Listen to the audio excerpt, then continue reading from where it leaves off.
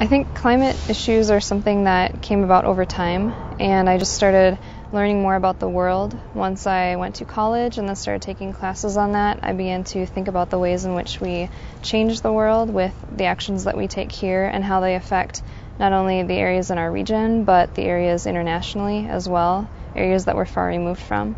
And so I think with that, I started getting involved with the environmental group that I have on campus, and I've just been engaged in more classes that regard climate issues and social justice issues, and that's kind of where it started. So the environmental group on campus is called Augie Green, and it's been in action for quite a few years, and I was actually able to be president of the group last year, and through that we've started different programs like a bike project, and we were able to provide bikes for free for our students, and we were able to get single-stream recycling on campus, and we've started more actions and working with people in lobbying, and we have an annual event called Green Fest where we invite both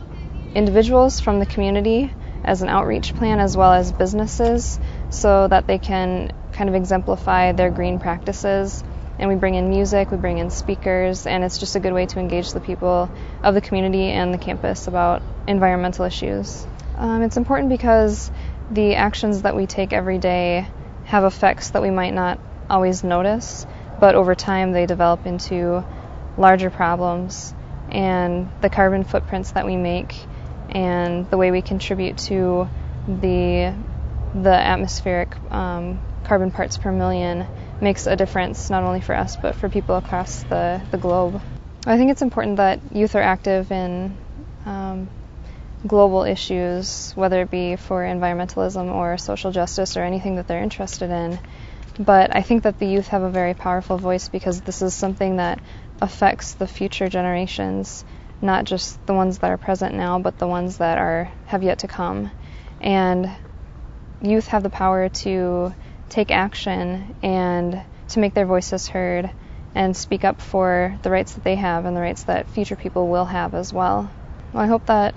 the effects of Copenhagen are that countries start to take greater responsibility for their actions regarding coming up with climate change solutions and coming up with clean energy solutions. So that would be the greatest thing, and do it in a way so that all people have the right to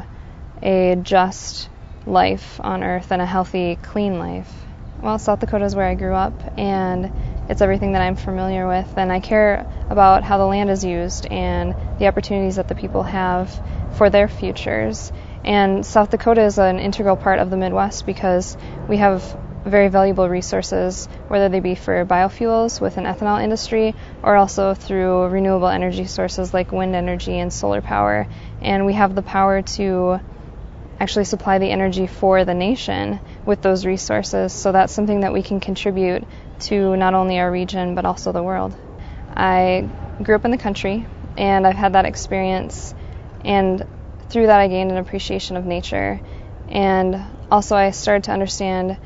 how the land can be used and misused, and what that means for the farmers of the area and the types of resources that we have the potential to tap into for the future. And so I think I've gained a greater appreciation with having that perspective from a rural area. I've traveled to a few developing countries, and I've taken photography there, and I think that I've learned a lot of lessons while I was traveling in those areas about the effects that our actions here have on those places, and maybe some of the underrepresentation that occurs for the people that live in those areas, and sometimes how far removed those problems are that they face every day, like poverty and hunger and environmental injustices, which are very different from what we see every day. And I think that's given me a really clear sense of the kind of photography that I want to do to try to make a difference. I was in India last summer, and India is kind of a dichotomy of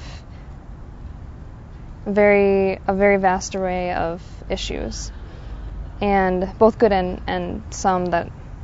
are not so good. And I think things that really affected me when I was there were seeing poverty and seeing the types of environmental degradation that occurs when an infrastructure does not allow for the preservation of that environment. And those types of things really made me think about the ways in which we could work to change the system or work to take individual action. I think that was the biggest influence.